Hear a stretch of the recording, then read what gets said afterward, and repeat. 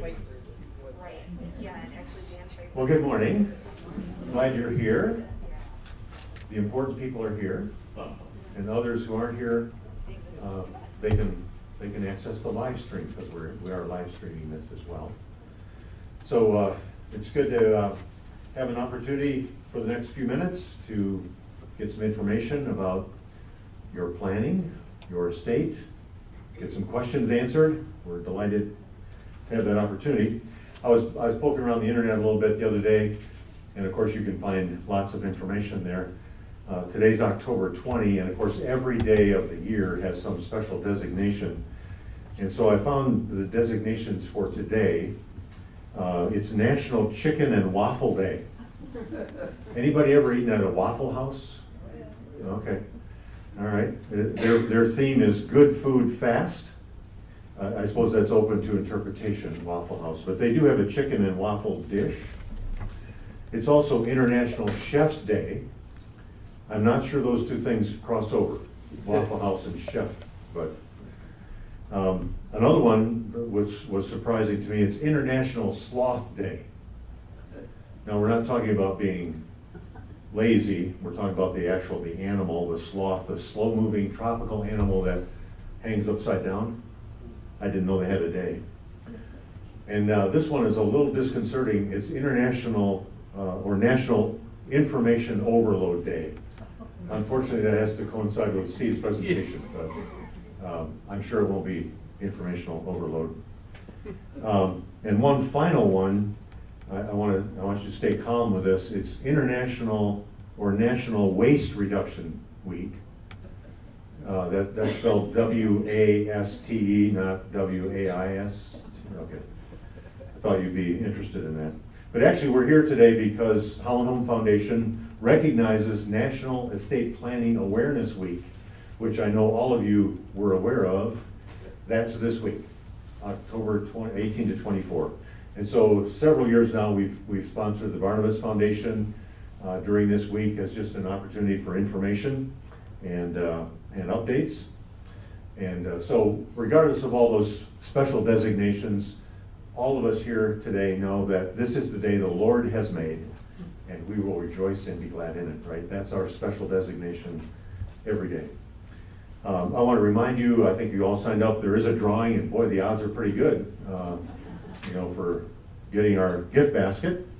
And there's some other information that we have in the back there that you may want to take on the way out.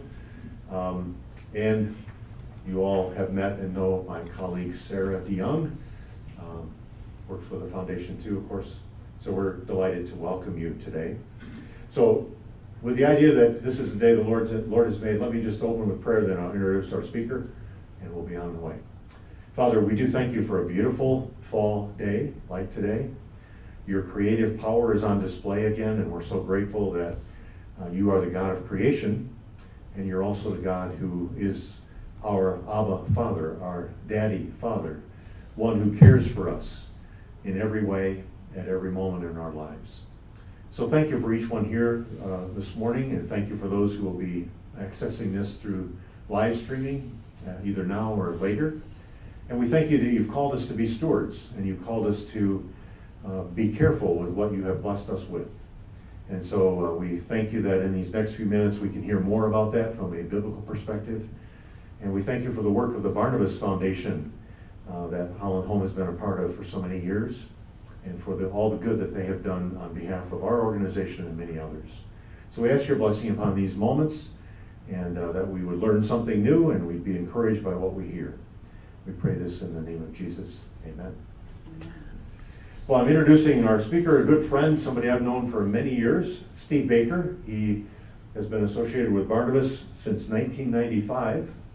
And in my work with several different organizations, all Barnabas members, Steve has been a wonderful resource, referring people to meet with Steve and to be part of the Barnabas information that is available. Steve is a graduate of the University of Detroit Law School, and he also serves on the board of the Muskegon Christian School Educational Foundation, and of course works for Barnabas, which is headquartered in Chicago, but Steve works out of the Michigan, West Michigan area. And literally has met with, I would say, Steve, it's not an exaggeration, to say hundreds of people over those years regarding their estate plan. And so part of the beauty of our relationship, Holland Home, with Barnabas is that when you meet with a Barnabas representative, there is no charge because we are a member organization. It's a free consultation and no pressure, just good information. And so it's my delight to introduce Steve Baker, and he's going to present today on the idea of blessing your family with a values-based plan. So thanks, Steve. Thank you, Keith. Good to see you. Good to see you too. Well, good morning, everybody. Thank you for being here, attending, and good morning to all of our friends who are live streaming now or will be live streaming in the future. So it really is a pleasure to be here. And on behalf of myself, my colleague Amy Beatty, who also works with me here in our Michigan office, and all of my colleagues in our Crete, Illinois office, and then other parts of the country, we have some folks as well. I bring you greetings, and we are just so blessed and fortunate to be partnering with the Holland Home and many other Christian ministries around the country to really help their supporters and friends think about how to really resource the blessings that God has given unto them, both for their families, but also to the ministries that those folks have been supporting for many years.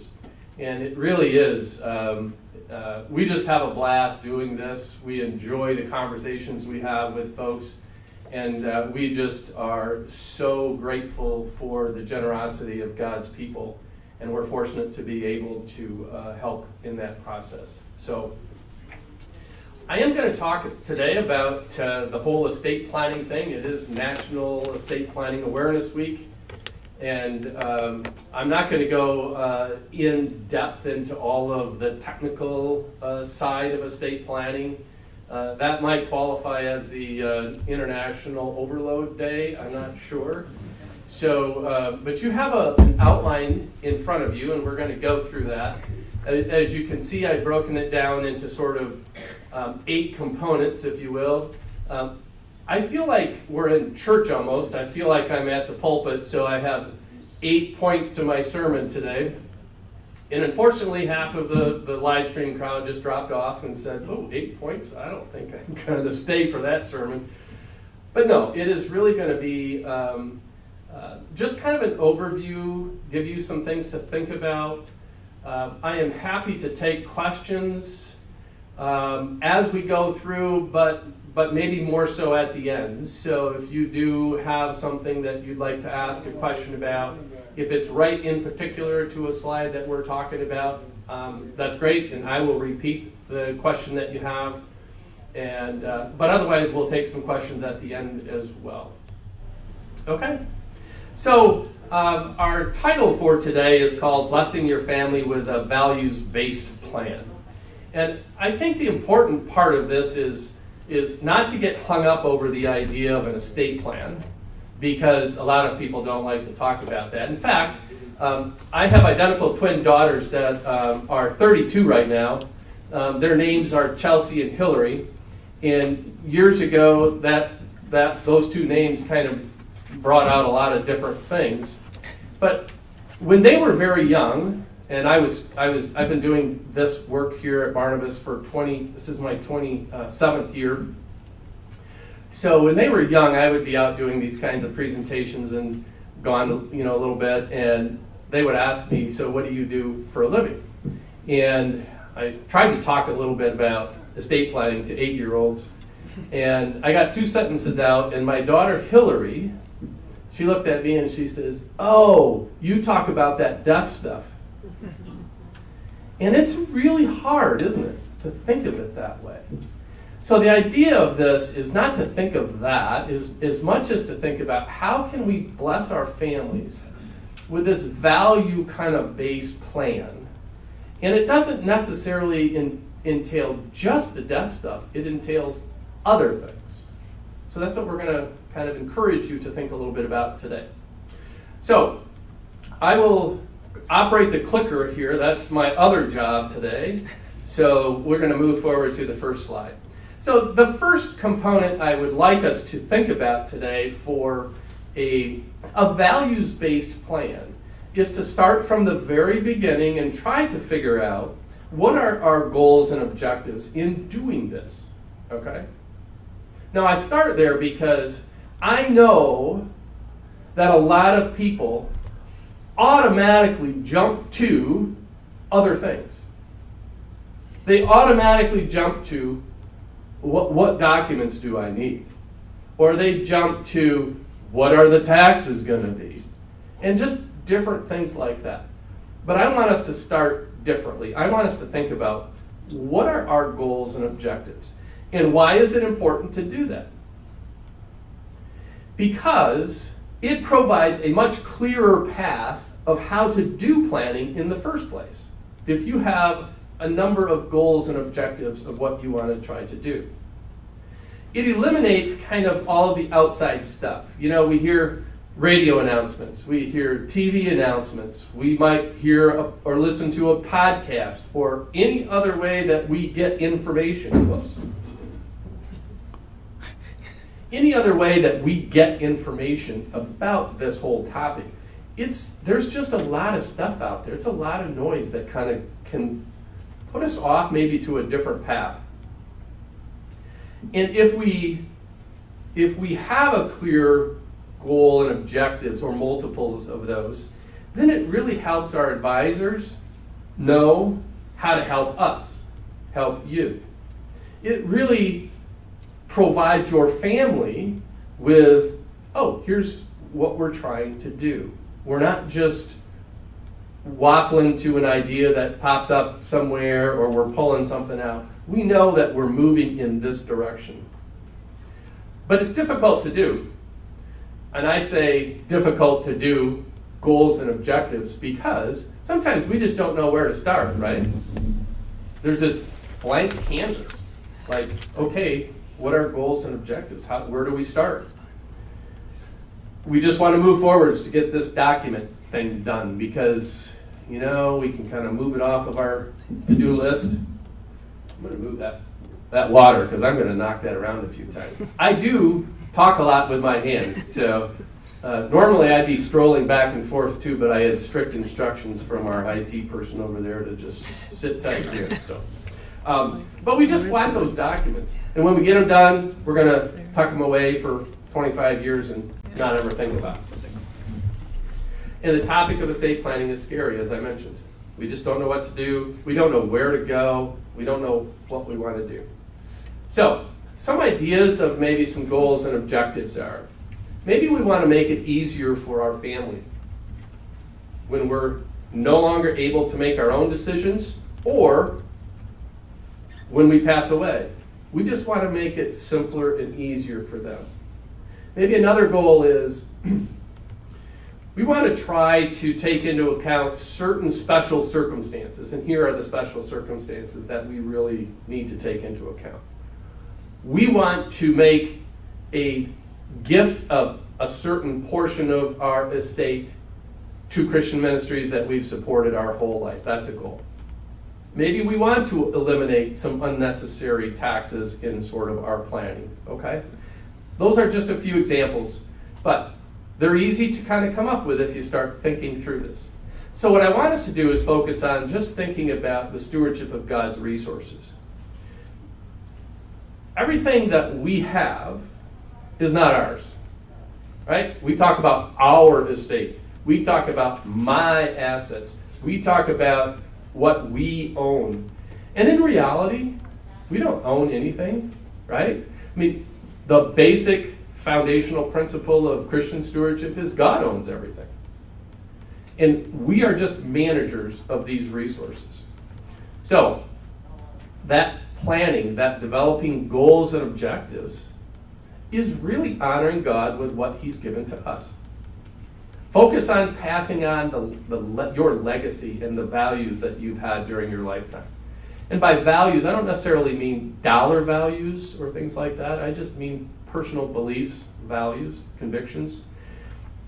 planning with the goals and objectives make it much better for your family to understand and to actually implement at some point. And I do encourage us to write them down. That way they're there. That way you know what they are, others know what they are, and maybe you revise them or tweak them in the future, but you start with those goals and objectives. Our second component is really talking a little bit about,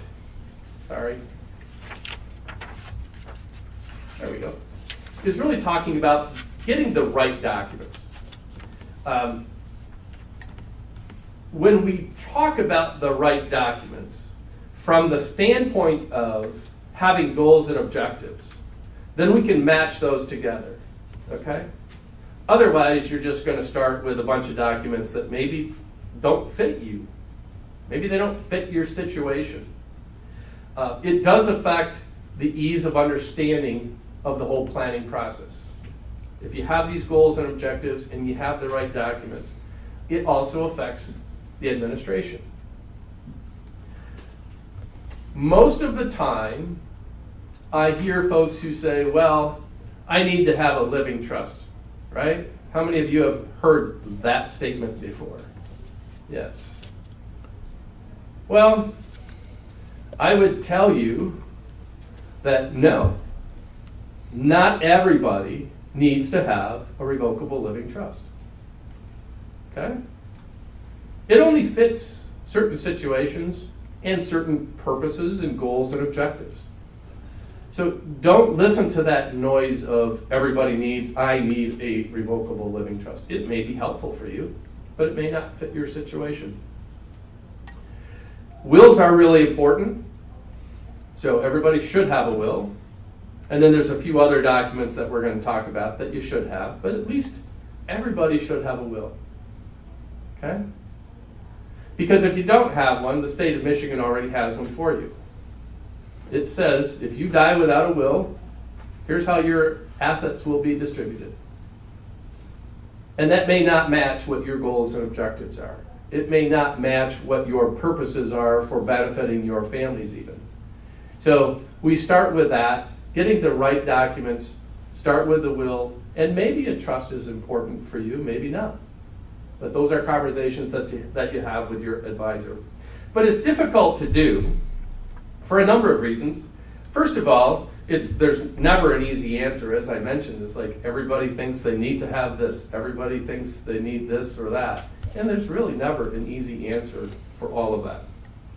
Sometimes the cost is a factor too.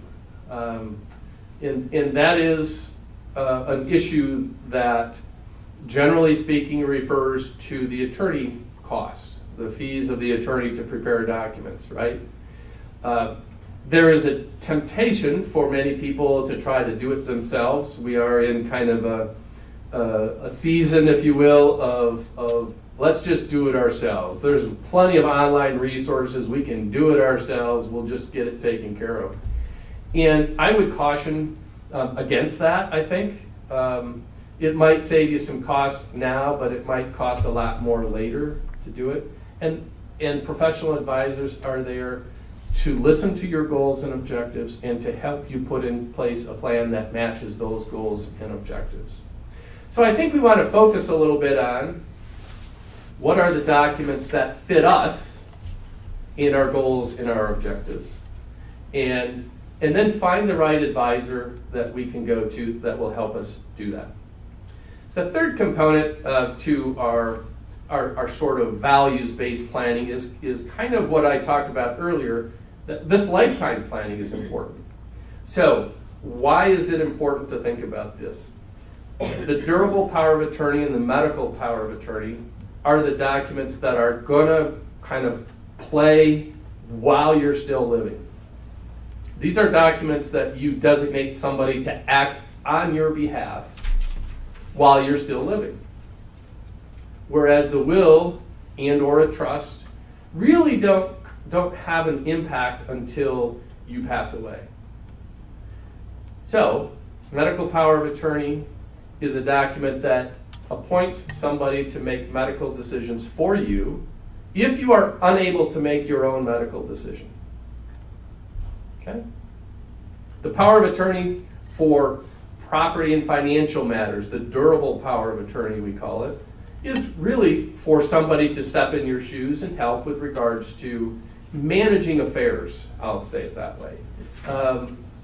Paying bills, writing checks, potentially dealing with property issues or other banking issues, just a number of different things. So if you don't have those things in place, then there are ways in which somebody can be appointed in either of those capacities. But again, it just makes it that much more difficult for somebody to be appointed. They have to go through the probate court system to be appointed, and it's going to take some cost. So this whole idea of making it simpler and easier for your family is to kind of include these in your documents. Why is it difficult to do, though? And partly that's because it's difficult to make decisions. We have to decide who's going to be that person. And it's not always clear who that person should be. There might be issues of, are they local or not local? Is that really what their skill set is? Maybe it's a friend and not a child. Maybe it's somebody else. So it's not always clear who that choice is. And it is an end-of-life decision in regards to the medical power of attorney. That person who you appoint as your medical power of attorney has the ability to make the decisions that you instruct them to make in a written form about whether you want your life extended. Okay? So let's focus a little bit on a couple of things. I think it's really important to commit a lot of these decisions to prayer. Because again, they can be difficult decisions to make. So I think that's part of the values-based planning. I think that's part of our being the steward that God wants us to be, is to ask Him to help us with these decisions. And I think it's important to make your own decisions. Don't let others sort of influence you into making a different decision, but make your own decisions and be comfortable with those. So that's 3 components. Do we have any questions so far? All right, perfect. We'll move on to number 4. I think of another component that really is helpful is to do a snapshot of assets or accounts. Now, that means that you have to share that at some point. But if you don't have this together, then somebody's going to have to search at some point to try to find all of this stuff. And again, we go back to the values-based planning and the goals and objectives. We can make it a much better plan if we're prepared. And part of that preparation is putting together a snapshot of assets and accounts. It helps you plan. Advisors are going to need to know this information in the first place. It helps you communicate the right information to people, and it makes the administration of an estate, or during your lifetime, that durable power of attorney, it makes it much simpler if they have this outline, I guess I would call it, of assets. So,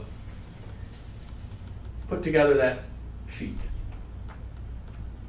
It's difficult to do, though, because some of us don't keep good records.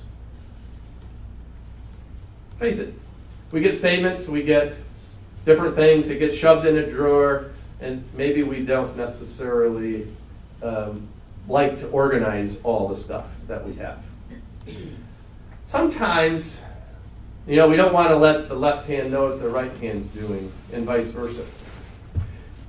We want to keep it close to our vest. Maybe we're ashamed a little bit that we don't have enough. Maybe we're ashamed we've got a lot. There's just different factors that we like to keep that information close to the vest. And I just encourage you to share that with the right people. I don't think you have to share it with the world, but just share it with the people that you're bringing into your circle of advisors, of people that are going to help you, and you have to trust them. That's why you've brought them in to help you, right? Is you trust them. So share it with them. And maybe you're not the one who takes care of this. I find it interesting and very common when meeting with couples, at least, that have different skills and talents and gifts, right? And one might take care of one thing and one might take care of the other. Finances is one of those. Assets, that might be something that's more suited to one person over the other. I think as couples, we need to make sure that we share that with each other. Because if the one who handles all of the finances passes away, the other who doesn't have any idea of the finances, the surviving spouse, really has a difficult time. So, share that information together. Let's focus a little bit then on updating this periodically or whenever necessary. Whatever it was yesterday is going to be different today, right? And maybe you follow the stock markets, and I don't know if you do or not, but you'll know every day that it's different. It goes up and down. I don't want us to worry about that, but I think it's good to update it periodically so you have a good idea of what it is. And again, communicate that with your spouse or your family members so that they'll just know where you keep information and what it is. Okay. The next thing is to focus a little bit more on our fifth component, and this is called having proper beneficiary designations. And why is it important to think about proper beneficiary designations?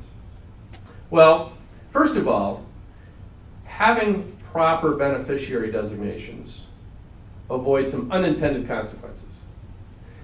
Beneficiary designations are forms that we fill out that designate a primary beneficiary or a contingent beneficiary on accounts such as individual retirement accounts, the IRAs, right? Life insurance policies, 401ks if you still have one of those from your work, Roth IRAs. You can actually do some other types of designations on other accounts, but those are the main ones that I want to think about. And when I say unintended consequences, let me just say it this way. If you have a desire in your will or trust to say X percent goes to each of our children in equal shares. And then in an IRA, you said, you know what, I have a nephew that I really want to make sure that I leave some money for. So you name that nephew as a beneficiary of an IRA. The nephew is not intended or is not listed in the will at all, right? But the nephew is going to receive the IRA, even though they're not mentioned in the will.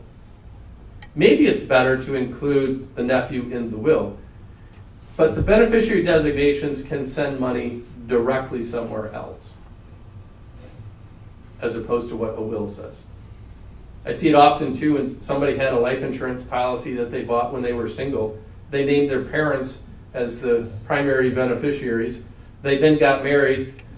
They didn't change it and put their spouse as the primary beneficiary. And now maybe that's not the intended consequence that you want to do. So we have to make sure that we keep those up to date to avoid those. We want to also use these to make sure that our plan works together.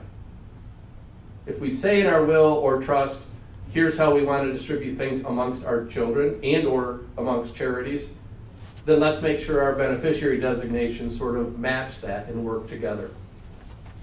I think we also want to think a little bit about some of the tax efficiencies with beneficiary designations. IRA beneficiary designations specifically, if those go to individuals, they have to pay the income tax at their tax rate. If those go to ministries or charities that you want to benefit, the charities pay zero income tax. So sometimes we can use the beneficiary designations to be a little more tax efficient in our plan and say these taxable accounts like IRAs maybe it's part of our goal and objectives to benefit ministries. Let's move those towards the ministries, and other assets, which are not taxable income, will go to family members. So we can use those beneficiary designations to do that. It's also important to keep a copy of these beneficiary designations with your package of documents, your plan, so to speak. It just has everything together and it keeps it simple. It's difficult to do though because just one more piece of paper we have to fill out, right? One more thing to keep track of. And quite frankly, I see many folks that have multiple accounts. It's not just one IRA. Each person, if you're married, both of you may have an IRA. You may have 2 or 3 IRAs from different work accounts that you had and rolled them over into different ones. So sometimes we have to keep track of multiple accounts, and that can make it difficult. But let's focus a little bit then on making this component, the proper beneficiary designations, let's make this consistent with our goals and objectives.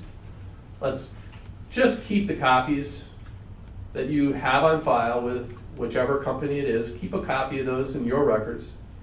And again, review these periodically. That will make sure that you have the proper beneficiary designations. The next one is talking a little bit about instructions for handling personal property. Why is this important? I do meet with many folks who have some item of personal property that they want to go specifically to some person. And it's an heirloom, or it's something that's of real sentimental value. And there are some specific instructions on how to deal with that. I think it's important too because it can avoid some disagreements. And there are many disagreements that come up with personal property items. So it's difficult to do though because we don't necessarily always want to choose or make a preferential choice, so to speak.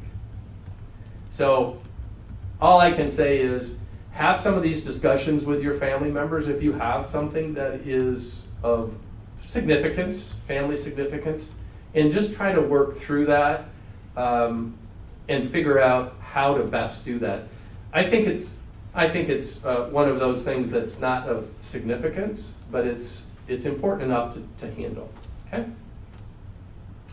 Our 7th component, if you will, and we're getting close to 8th.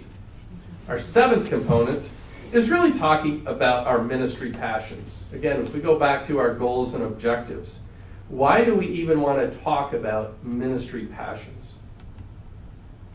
And I think the first thing is it continues your legacy of supporting ministries that you value.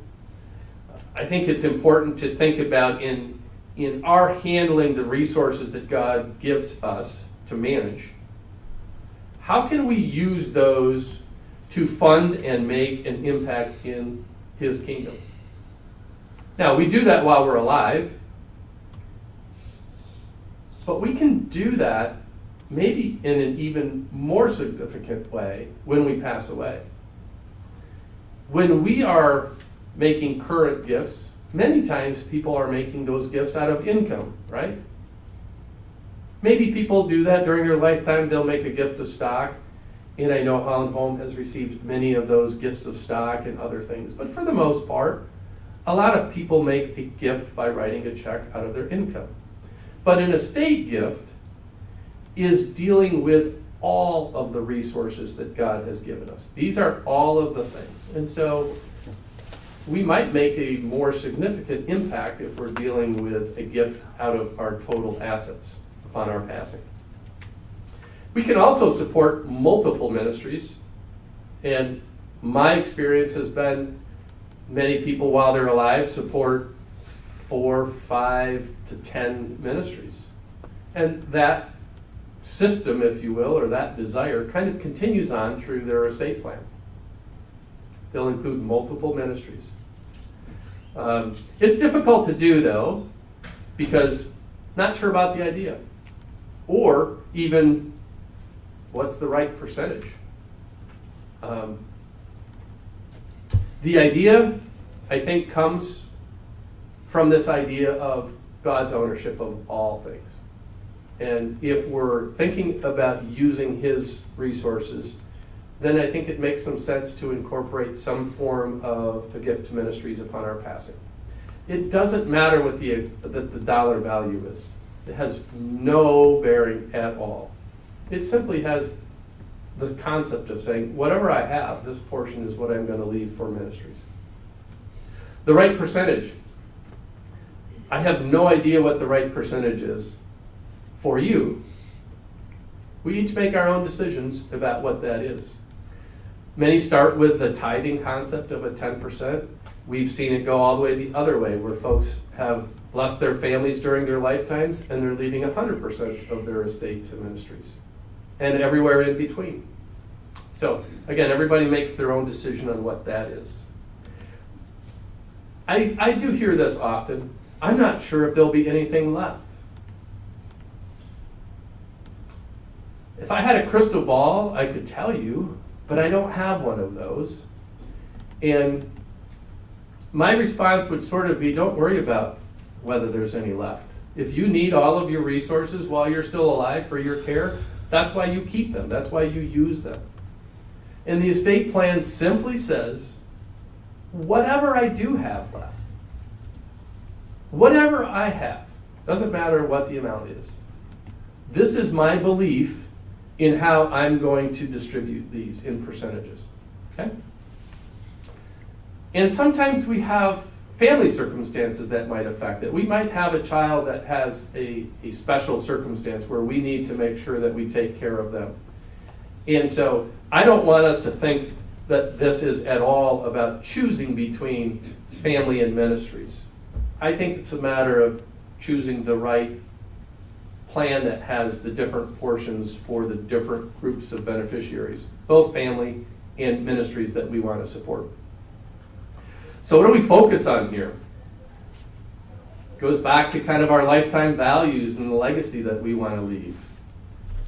This is, how did we treat God's resources while we were alive? I think it's also about thinking of the percentage of assets. If we specify dollar amounts to either individuals but mostly people think about a specific dollar amount to ministries, that can work, but the challenge is that those specific dollar amounts are really treated as a priority. So if we have a desire to leave X dollars to Holland Home, let's just say it's $50,000 to Holland Home. And the value of our estate, because we needed care during our lifetimes and everything else, if the value of our estate goes down to $50,000, Holland Home receives $50,000. The rest and residue of your estate is zero. And if the rest and residue of your estate was to go to your family members, they get zero. So that's the challenge with the specific dollar amounts, is making sure that it's going to fit within the goal and objective. So that's why most people choose the percentage concepts and then figure out what is the right percentage. And I think the last point of this is, a lot of times folks really love to use Barnabas Foundation as a flow-through. So it kind of is this concept of naming one charity in a will or a trust that is a pass-through, like Barnabas Foundation.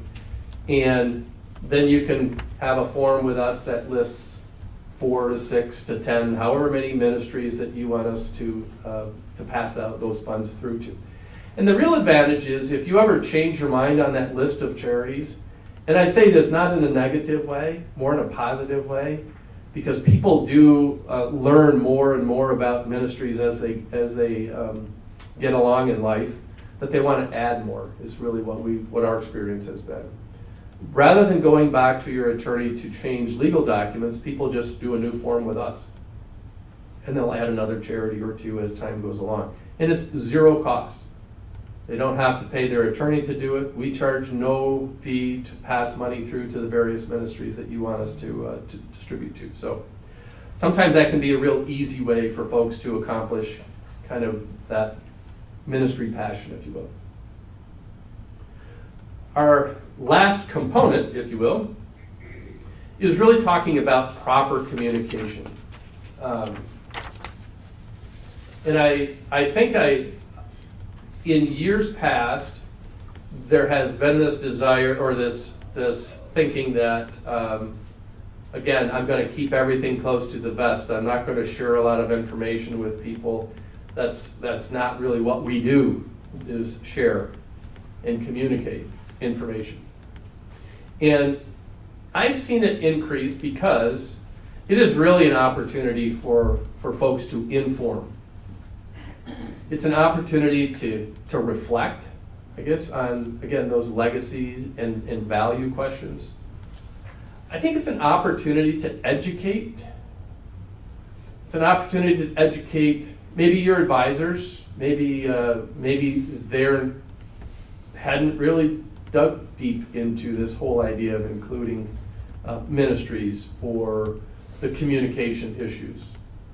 Maybe it's educating family members. It's an opportunity to also grow faithful, generous families in the future. But it's difficult to do because, quite frankly, many feel that they don't have enough. That these are only the really, really largest wealthy families should be worried about communicating how to deal with lots of money. And I don't think that's true. I think the communication might change depending on the level of resources, but I don't think the idea of communication changes. I think people are sometimes unsure how to start this. It can be a little awkward. Like, how do we have this conversation about what is our plan and what do we want to do? So, what I would like us to focus a little bit on is I think about sharing the values and the goals and objectives. I think a little bit about sharing your faith journey. And there might be stories that you can tell about how things affected you when you were in your 20s and 30s versus how you were in your 50s and 60s and how you're now in whatever age you're in. And I think God has a journey for us as we move along all different ages, right? And all different experiences.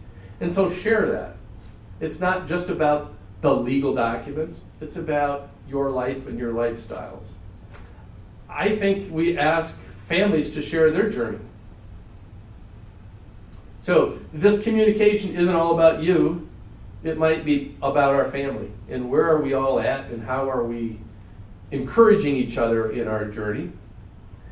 And I think a little bit more too about showing them how and why, not telling them to do. Just telling them that here's what you're doing and thinking that they're going to follow the same pattern as you in the future is probably not going to happen. I think people are going to follow what you do if you show them and tell them why you did what you did and how important it was to you. Okay? So it opens up the communication more than just about your plan, but it opens up more about how you're viewing God's resources and your faith journey and how you're going to handle those. Put some examples there for you to think a little bit about the family meetings. Maybe it's writing some letters that aren't legal letters necessarily. Don't write letters that are intended to sort of modify any legal documents you have and make them formal, but they're more just general letters about how you feel, certain things that affected your life, challenges that you had, whatever it is that might be of value to them. And then messages of, I think the underlying scope of this is messages of love and hope. How God has been faithful to you throughout your life and maybe blessings that you've experienced that God has given to you. So those are helpful things to maybe think about in your communication. The next thing I wanted to talk just very briefly about is some current topics. I left out, I'm going to talk specifically about IRA gifts, but I left out any topics of proposed legislation that might be coming, because we could be here for a long time talking about what might happen in the next 2.5 months or longer. I don't know.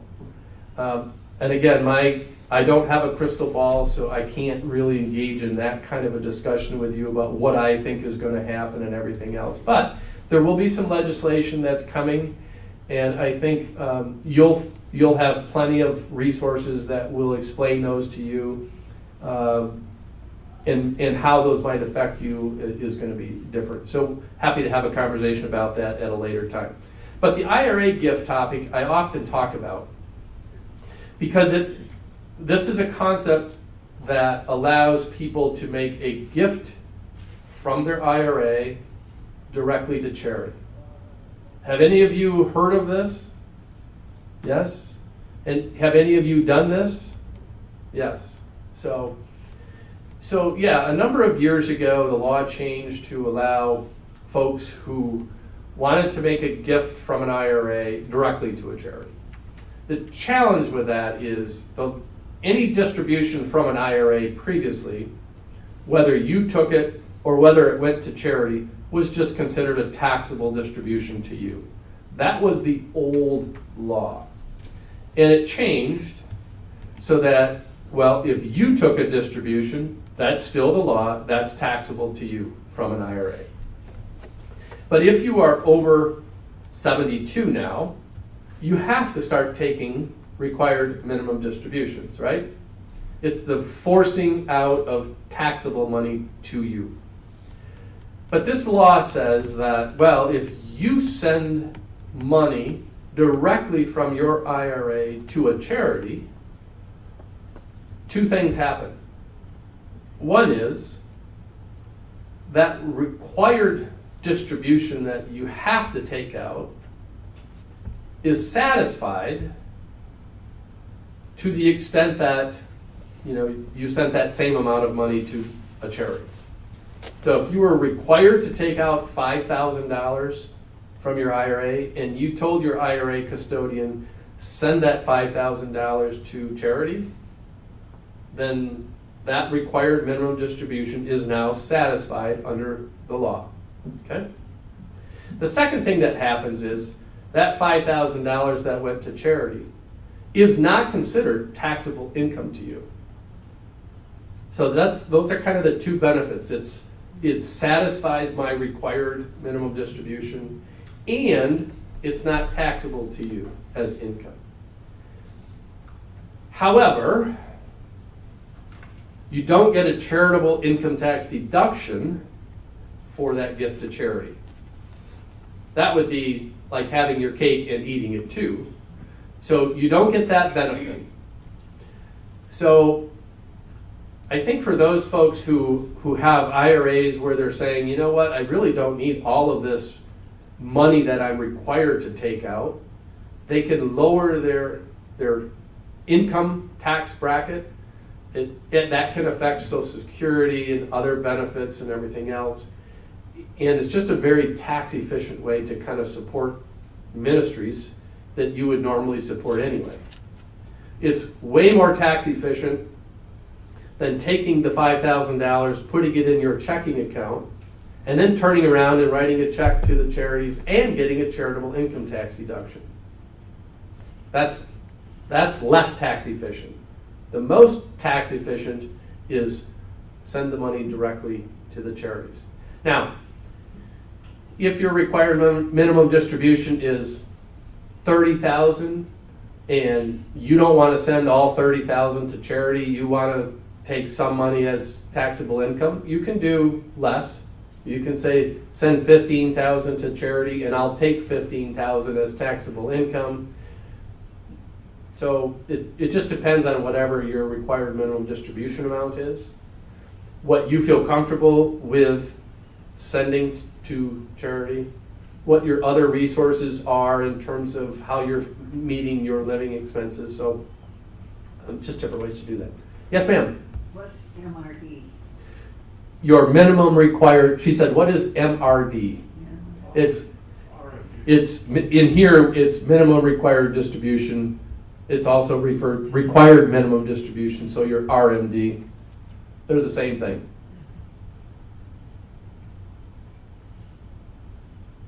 Okay.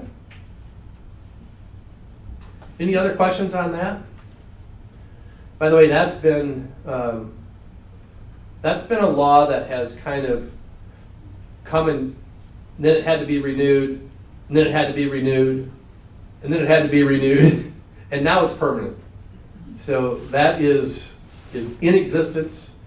There isn't much talk in our current environment that this is going to change at all. It appears that this is going to be a provision that stays in place and won't have any changes to it. So, yes, ma'am. Well, I know she didn't mention the Roth IRA, which is already taxed and paid on.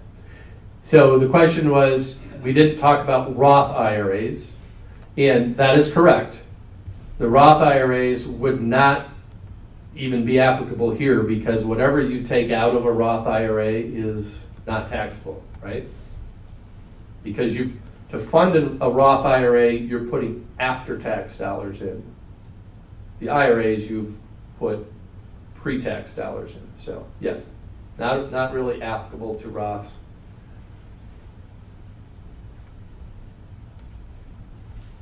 Okay, a couple of things just very quickly then. Maybe you're wondering about why Barnabas is even here, and this just gives you a little bit of information about Barnabas. Our mission is really to help generous Christians give more effectively to the ministries that are close to their hearts. And we do that through the estate planning conversations that we have with folks. We do that with conversation we have with folks about potentially giving assets. We do a lot of stock gifts for folks, a lot of real estate gifts, business interest gifts. These are all gifts that people are making while they're alive and just want to put resources back into God's kingdom. So we help them do that. But we do spend a lot of our time in this area of estate planning and helping people make sure that they do have the correct documents that fit their situation. We are not attorneys for individuals, so myself and my colleague Amy here are both attorneys, but we do not do any legal documents for folks. You still have your own attorney do those things, but we just simply help in the pre-planning process, if you will, and get people prepared to actually go visit with their own attorney and give them kind of a roadmap about here's the goals and objectives and how you can accomplish these things. And then we can pass out some names of Christian attorneys in the area that are willing to kind of help with that. So, again, thank you all for your being here. Thank you for listening to the live stream if you're there now or if you're going to be there in the future. And we do have time for question and answers, too. So I don't know if we did have a few here and there, but I'll be happy to take some more, too. Yes, ma'am. If I understood you correctly, while we are alive, you will help us distribute monies to charities. You do that also. Once we die, we have this list of 4 or 5 charities. You would at that point mail them out to the charities after we die. Do you do that? So let me just paraphrase that because we got to make sure that people can hear the question. So first is, do we help people give resources away while they're alive? And the answer to that is yes. We do help folks who want to make some gifts of assets, whether it be stocks or real estate or other kinds of assets. That can be done directly via like a donor advised fund, which we operate, a donor advised fund, which I don't want to, that might open up another can of worms, but what is a donor advised fund? But so we do help with that and some other ways. When we are listed in a will or trust, or we are a beneficiary of an IRA potentially, then yes, we do have a list that folks will give us and say, here are the ministries, Barnabas, that I want you to send these funds to when you do receive them. And that can be a variety of ministries and multiples.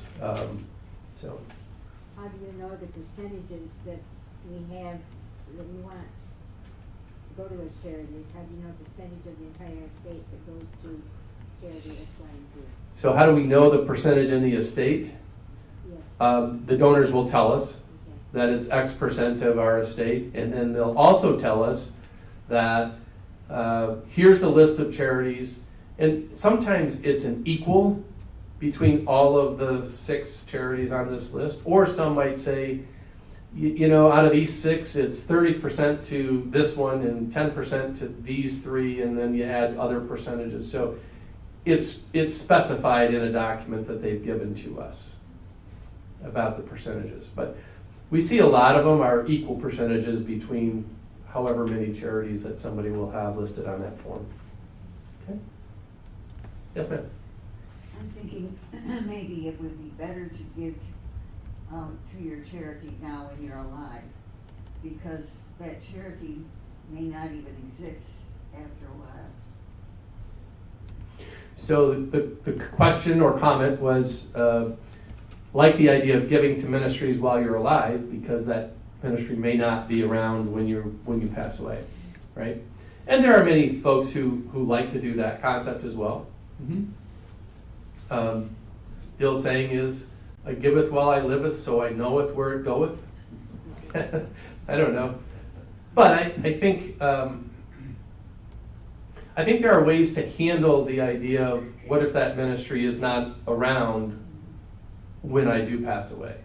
You can name a charity or multiple charities, and then you have a provision that says, if that one's no longer in existence, then it goes to the others. There's a way to handle what if a charity is not in existence when I do pass away. But yeah. Yes, sir?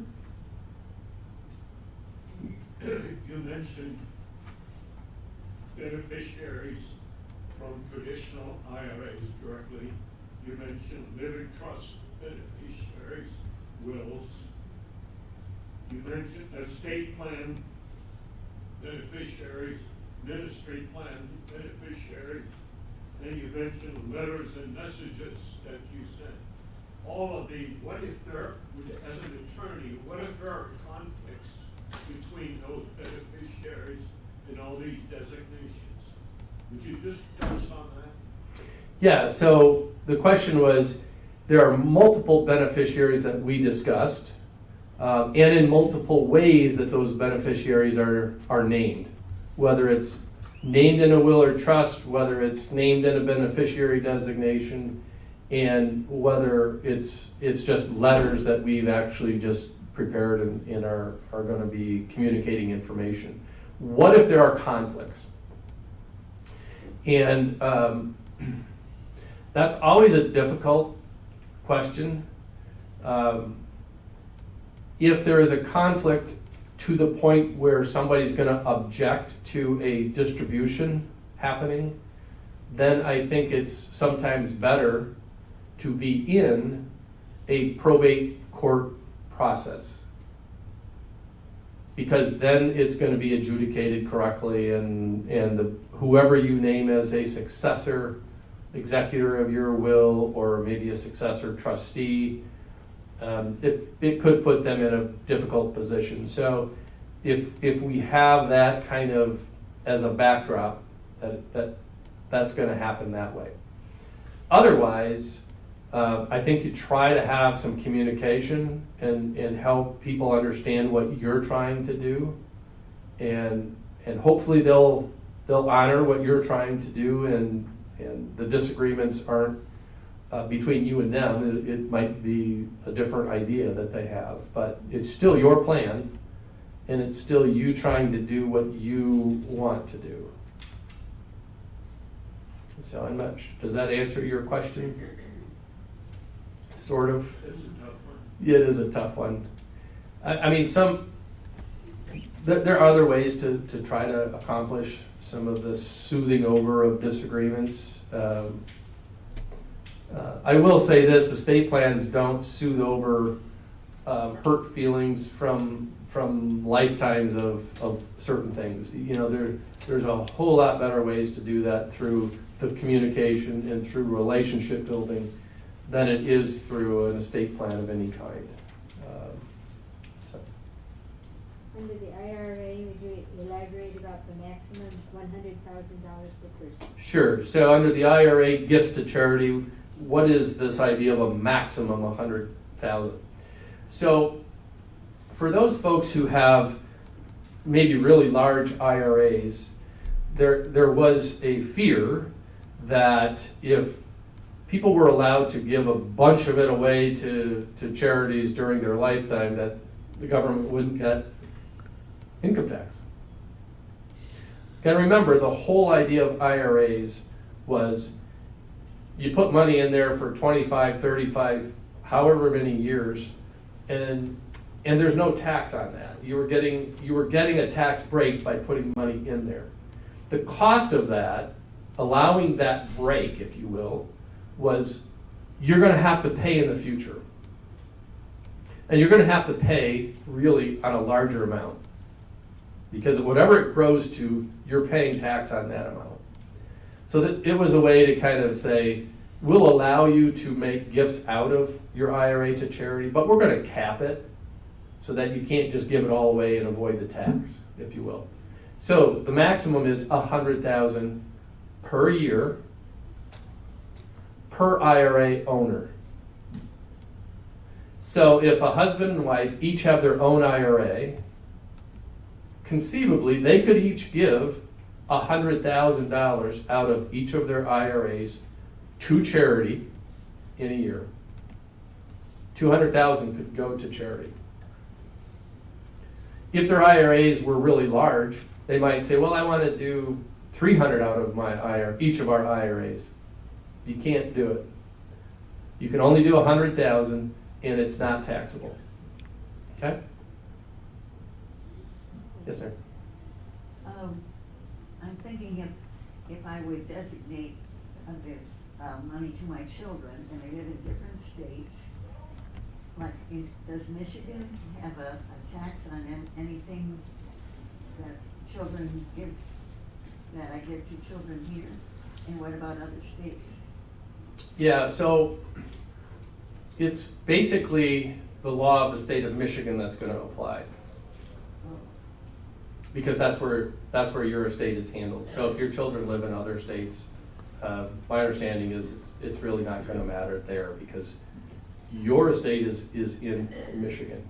And Michigan doesn't have an inheritance tax. There are other states that have a state inheritance tax. And so if you lived in a different state, you know, it might be applicable for you. So for any of our live stream participants, you know, depending on where you live and where your estate would be administered, there might be some inheritance tax that children would pay. So. All right, well, thank you again. It looks like it's time to award the gift basket. Thanks, Steve. Thank you, Steve. Good conversation. Lots of good questions, too. Steve will stick around for a little while. For anybody that's live here, you can ask follow-up questions. Keith and if you ever do want to meet with Steve or Amy, his colleague, you can reach out to Keith or I anytime, and we're happy to get them in touch with you and have a meeting scheduled. Beyond that, it's all confidential, free to you. We would not know what you're doing with them, but we highly recommend them. Good Christian advisors, and we would always recommend that, so reach out anytime. Then the